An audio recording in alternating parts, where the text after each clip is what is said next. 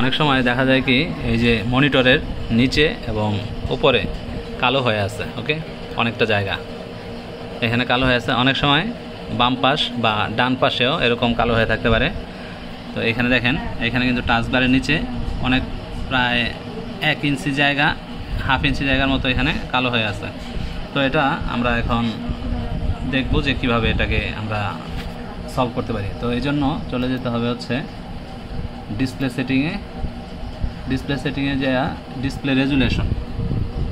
Display রেজুলেশনে click করব এবং recommendation যেটা আছে রিকমেন্ডেড এটা দিয়ে দিব। দেওয়ার পরে আমরা দেখেন এখন কিন্তু আর উপরে নিচে কোনো কালো জায়গা নাই।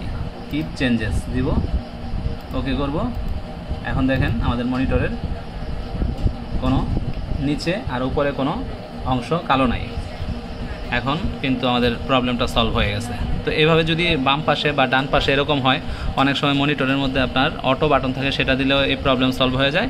অথবা আমরা ডিসপ্লে যে রেজুলেশন আছে, মনিটর বা রেজুলেশন, সেই ডিসপ্লে বা গ্রাফিক্স রেজুলেশন থেকে আমরা এটা চেঞ্জ করে দেন আমরা এই প্রবলেম সলভ করতে পারি। ধন্যবাদ।